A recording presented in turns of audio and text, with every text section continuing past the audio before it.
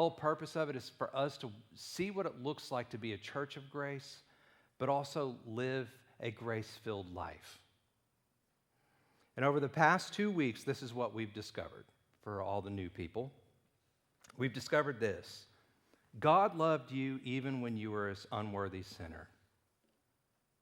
That God keeps all of his promises towards us even when we fail him. And that gracious people live by grace. That the grace of God will attract people, not people.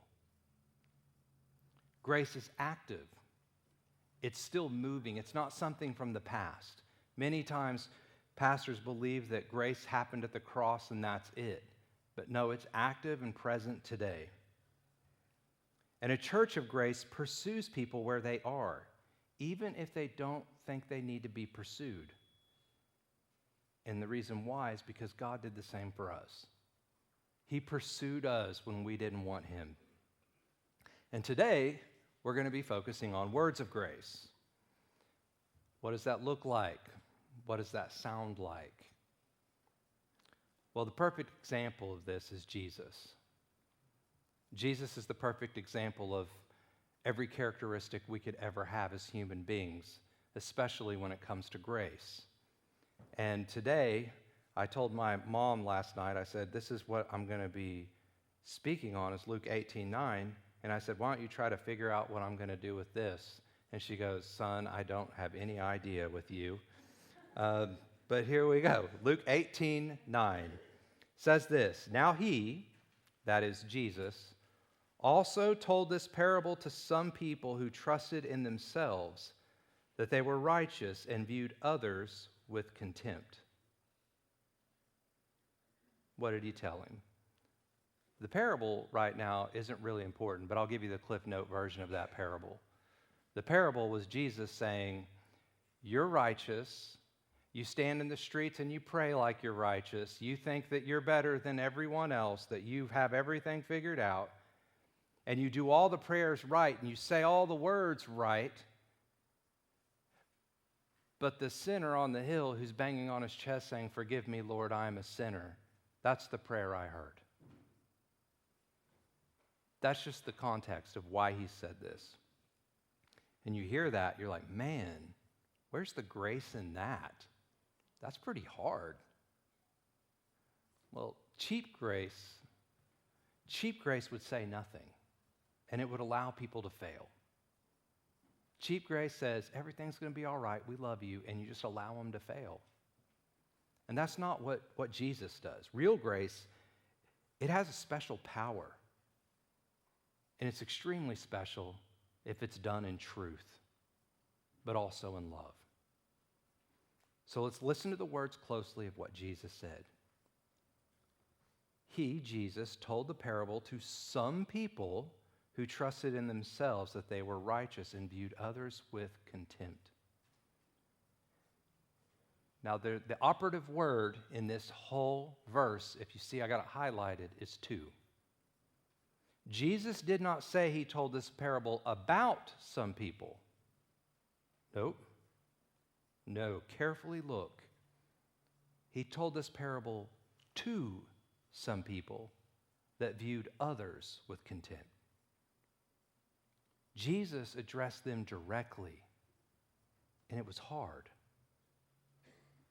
If we look at Luke 18:22, right, if you continue reading the same chapter, he does this again. Jesus says to him, one thing you still lack. Sell all that you possess and distribute the money to the poor, and you will have treasure in heaven, and come follow me. But when he heard these things, he became very sad, for he was extremely wealthy. What Jesus knew was in his heart of hearts. I want you guys to know this. It's not bad to be wealthy. It's not bad to have money. What he's telling him is he was idolizing it in his heart. And he revealed that sin to him. But Jesus didn't say, I'm going to tell you about a guy. Jesus said to him, not about him, but directly to him, face to face. So many times, and this is what it means to be a grace-filled church versus an ungracious church. The ungracious church does this a lot. We find ourselves talking about a person and not to the person. We'll hide behind a pastor, a parent, a friend, a church leader, and we want them to do the talking for us. And I'm just going to be real. If anyone in here comes up to me during the week and they say, Pastor, did you hear that Billy Sue lied about her husband? I was, whoa.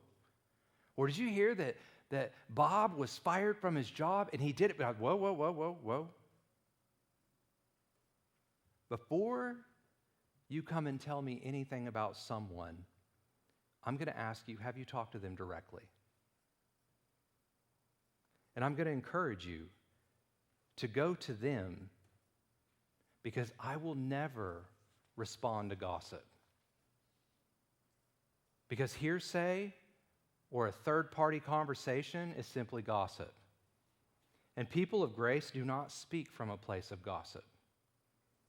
It is okay, listen to me, it is okay to vent truth to people. It is okay to a confidant in your family. Or, I like to call it, I always have somebody in my life who's like a barf bag where I can go to and just tell them whatever I want, and it's going to be okay. The barf bag in my life is Pastor Wade. I can go tell him whatever I want, and he's like, it's all good, Ryan. You just continue to barf all over me. Or if you have a spouse or a mentor, and you want to go talk to them about how to handle a situation. See, that's not gossip. It's not. But when your purpose, when you start talking about something, is to feel like you have a purpose by sharing, those are selfish words. Those aren't words of grace.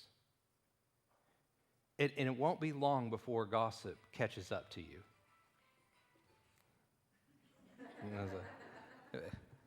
But if we look at Proverbs chapter 26, verse 20, it says, for lack of wood, the fire goes out, and where there is no gossiper, quarreling quiets down.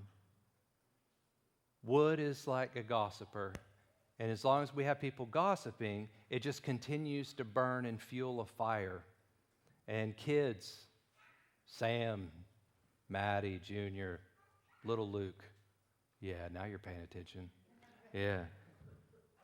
When you start talking about your friends behind their backs, or you run to your mom and dad and tell them about what your friend is doing wrong, and you don't know if it's true or not, I want you to know you're going to quickly not have many friends. And husbands and wives, it's kind of the same thing. When you have a problem and you go and run to your mom and dad, and you start complaining about your husband and what they've done wrong in their life, what starts to happen is you start to erode the trust in your relationship. Now, this is not biblical, but I'm a history person. I like to read. And I was reading Socrates one day, and there was this little guideline he called 3 filters. I don't know if anyone's heard of this before, but I read this and I thought, man, it almost sounds like Jesus talking. But it's Socrates. And this is what he says. He says, a man came to me and he said, did you hear that? Socrates said, the first filter, he explained, is truth. Have you made it absolute sure that what you're about to tell me is true? The man shook his head. No, actually, I just heard about it. And then Socrates cut him off again. And he says, you don't know for certain that it's true? Then is what you're going to tell me good or kind? And the man shook his head and he said, no, actually, just it's the opposite. You see, let me tell you. And then Socrates lifted his hand and he stopped the man speaking. And he said, so you're not certain that what you want to say is true. You don't know if it's good or kind, but there's one filter that still remains. Is it useful or necessary for me right now? And the man replied, well, no, not really. Well then, Socrates, turning his heel, which means walking away, if what you want to say is neither true, nor good, or kind, nor useful or necessary, don't say it at all. Yeah, I kind of feel like I've mentioned him too much, but I was talking about how I have a barf bag. I have great mentors in my life. And Wade is one of them. He's now running for U.S. Congress, by the way. But he told me a story once, and it stuck with me. I think we were at a pastor's meeting, or I don't know, we might have been in his car, or it might have been a message. I just remember it came from him. And he told this story, and I'm paraphrasing, so if he watches this and I do it wrong, that's okay. But he said that he was at church, and this person comes up to him, and he says, "Did you know there's someone in this church that is cheating on their wife?" And Wade said right there, "Stop. Go talk to them directly and find out if it's true before you say anything more like this." He's like, "I'm not going to respond to gossip." So that couple that came to Wade, they met up with the man who was cheating on their wife, and they confronted the man, and he admitted his guilt. And he started to break down and cry, and he wanted help because he didn't know what to do. So that couple took him to his wife and sat them down. And God used them, and they worked through it and reconciled that marriage. And Wade said that he never knew, nor did he ever want to know, who the person was that was cheating, because it was handled with grace by going to the person. See, that's the power of grace. Just by going directly to them and saying, I'm going to walk them through this. They didn't start a rumor mill. They didn't ruin a marriage. They gave him a chance, and he came clean. And by confronting this man, the Lord saved their marriage. And from what my knowledge is, they're still married today. A good principle is in Matthew 18, verse 15. If your brother sins against you, go to him. Go tell him his fault between you and him alone. If he listens to you, you have gained a brother. Again, there's another word in there, him. But then there's another word, alone. See, words of grace are many times one-on-one conversations. Only between you and your brother and sister, not others. And if you're bold enough to go out and share about someone else's sin, like if you're that person that says, I'm going to go tell everybody about so-and-so, if you're that bold, you need to be transparent enough to let us know about every sin in your life. And I want you to know that we're all equally, and sounds kind of we're all equally worthless at the foot of the cross. We are. And until we come to know Jesus, we're no better than anyone else. And then when we do, we need to have grace for people who are still working in their lives. And you're saying, why? Like, why would we do that? Because how did Jesus handle conflict one-on-one, directly with us? Every single one of us has a personal relationship with Jesus. He deals with you one-on-one. In Ephesians chapter 4, verse 29, Paul wrote, "Do not let any unwholesome talk come out of your mouth, but only that is helpful for building up others according to their needs, that it may benefit those who listen." I want you to hear, unwholesome talk doesn't mean weakness. It doesn't mean being quiet and silent. Unwholesome talk isn't necessarily what you would call a curse word. Unwholesome talk is not building up others. That's what it is. And this is when grace can be really hard. I'll never call someone out to defend myself. You can talk about me all you want. You can run me down. Say whatever you want. Call me whatever name you want, but I'm going to continue to speak truth whenever I find it necessary. I'll never gossip. I will always speak truth. This is how a church should be. And it might be through an encouragement. It might be through a correction. But you always approach the person with love. And always understand that that person doesn't always deserve love. But yet that's how you approach them. If in your life you start speaking words of grace, you're going to start to see relationships in your life just flourish because they're now built on trust, not feelings. Many times you get married and it feels great, but as time goes by, those feelings can go away. Your marriage needs to be built on trust and on grace. Because when you trust that that person is always going to confront you in love, no matter what the issue is, and not gossip behind their back, that's going to build a long-lasting relationship. Love people as yourself. That's what Jesus said in Mark 12:31. You shall love your neighbor as yourself. And there's no commandment greater than these. So you don't want people gossiping about you, so why would you gossip about them? And let me give you an example of this, of speaking words of grace, because it can be hard. And one of the members of our church came in to see me this week. And she came to my office, and she asked me directly, okay, just like Jesus went to the person, went to him, she asked me directly. And I appreciate that, by the way. Like, I have no problem with that. And she said that she didn't like the way that during the Lord's Supper last week, my mic was hot when I was sitting down here, and Reuben didn't turn it off. And I said, she should have already been up here, referring to Tina. And because Tina walked to the back. And I am so glad this person came directly to me. Because you don't know how many times in church that someone will go on Facebook and say, you will not believe what I heard the pastor do today, and post it and start running people down and running around the church telling everybody about how awful he is for saying this. Because she came straight to me and asked me. And this is what happened. And I said, oh my goodness, I'm so sorry.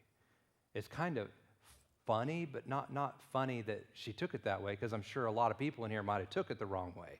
They might have heard me and said, man, Ryan's like being hardcore on Tina right now, because I said she should have already been up here. And it went through the speaker system. But here's what happened. I'm sitting over here, and Raymond's sitting over here. And Tina's up here. And as Tina starts walking to the back, Raymond looks at me and he goes, where'd she go? And he's like, do I need to go up there? And I was like, no, stay back. And he was like, but come on, no one's up here. And he starts walking up, no, get back. I said, don't worry. And I wasn't whispering, I was mouthing, but then I finally goes, don't worry. She should have already been up here. And that's what everybody heard. The truth was I had confidence that Tina was coming back up. But if that's all you heard, it might have sounded like I was going, well, she should have already been up here. But that wasn't the case. But I love it. I love how it came straight to me. That is words of grace. And it can be hard. Sometimes it's hard to have that conversation with somebody. But it needs to be had for your own benefit and for theirs. And that's speaking words of grace. And it's a great example, because gossip is not truth. It's unverified truth. But this person who came to me did not gossip. She came to verify the truth. If you know someone in your life who's lost their job, instead of listening to the rumors and talking about that person, why don't you just pick up the phone, confront them? Because I think over the past few years, we've seen a lot of disinformation and fake news on our media. And what have we learned from that? We learn a lot about the human heart. Humanity can have selfish motives, especially when they start to gossip. And you can't trust the human heart. I want you to know that's not my words, that's God's words. In Jeremiah 17:9, the heart is more deceitful than all else All is desperately sick. Who can understand it? I, the Lord, search the heart. I test the mind, even to give each man according to his ways, according to the results of his deeds.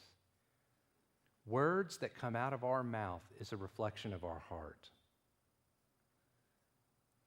And I want you to know that our heart can be very deceitful.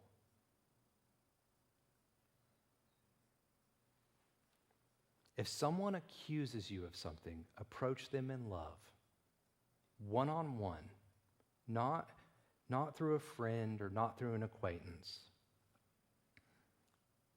When you see someone on the front page of the news for a crime, let's say someone in our church tomorrow is on the front page for a crime they've committed, and you don't know if it's true or not. Here's what I ask. This is a church of grace. We go to them directly. And what we do is we help for building up according to their needs. Just like Jesus said, we talk to them and we build them up for what they need at that time. We don't run them into the ground. We don't need to be the church that stands outside with the abortion signs telling people that you're going to die and go to hell. That's not a church of grace. No. We love them where they are, even if they don't deserve it, because that's what Christ did for us. Ungracious words are like knives. They can cause long-term damage, especially in the church. It drives me crazy when I hear people talk like this. I would never be an adulterer. I can't believe her. I would never steal like her. Are you kidding me? Who's dancing in church? Seriously? No dancing in church. I cannot believe, I found out last week, and I cannot believe that she had an abortion. How evil can she be? Don't be like that. There is a huge difference between confronting someone and helping them like Jesus would do than condemning someone and pouring salt in the wound as they are struggling in sin, when they're at the lowest point of their life. Thank goodness for grace. And here's why. Because I find myself many times, I can find myself gossiping. I can. Every once in a while. And my wife down here, she'll quickly shut me down, and good for her. Like, we'll be driving and I'll start talking about something and she'll be like, no, I don't want to hear. She'll shut me down. And I'm like, good for her. That's what a helper is supposed to do. Because none of us in this room are immune to sin. None of us. My wife told me this, Chloe. She told me once, and I will never forget it. I wrote it down, and it's going to be something that's going to be in my book someday. She said, Ryan, I love you, and I trust you, but I don't trust the sin in you.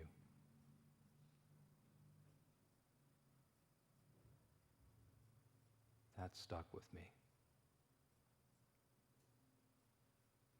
As a church, we shouldn't be gossiping.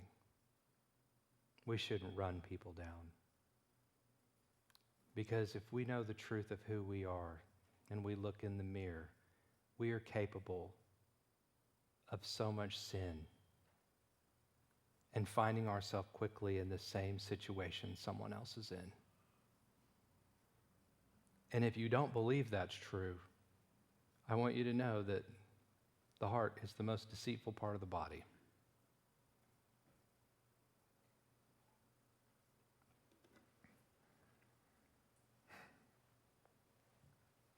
The church, we cannot be cruel. We cannot be cruel in our speech.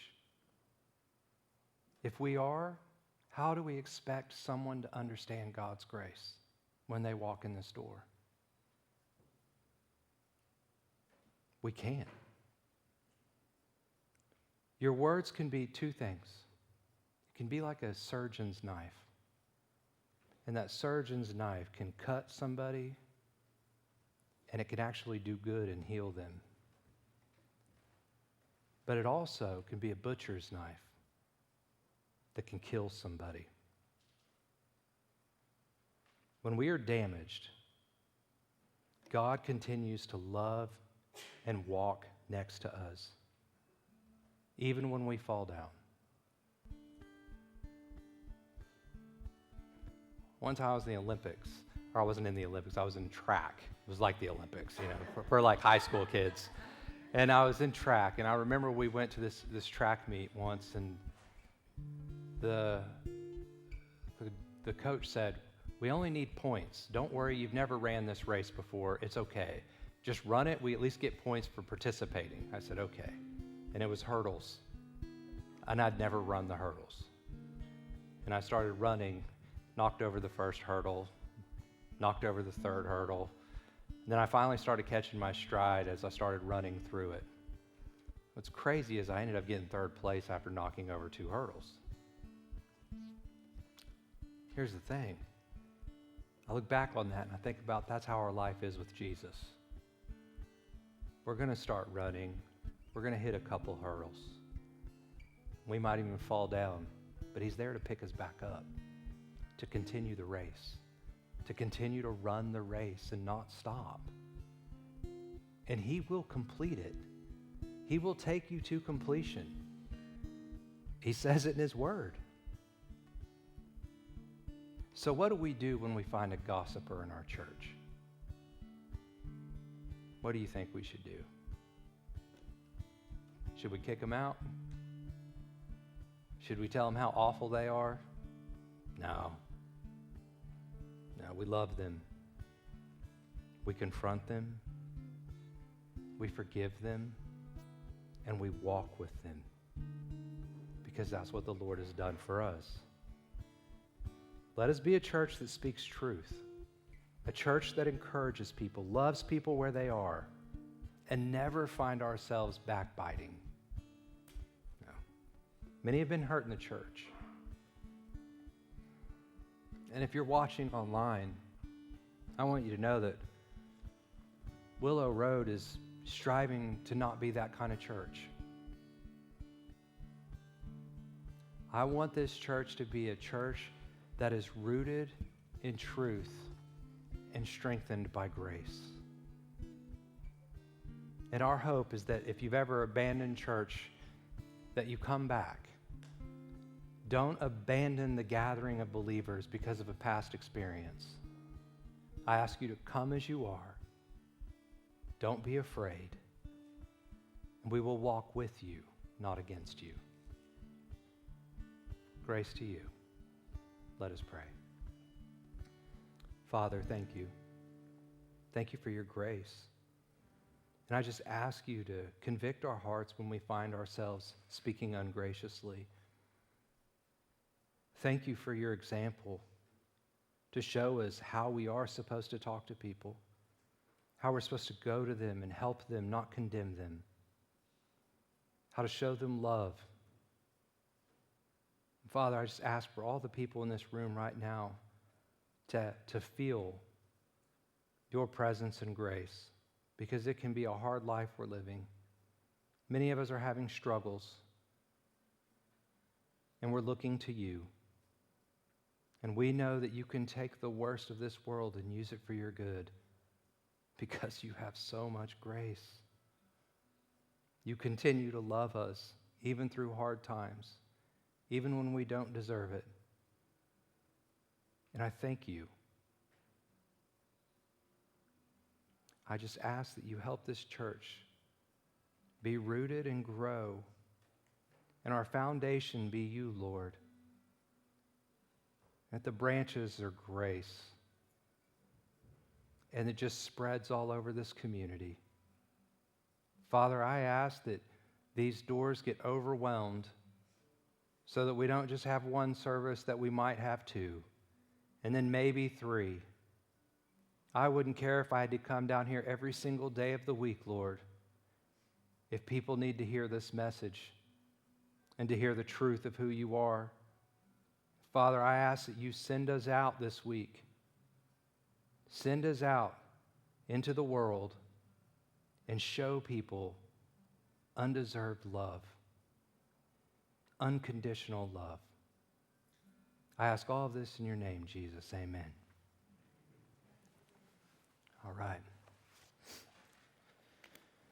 So, we do this every week, and we participate in the Lord's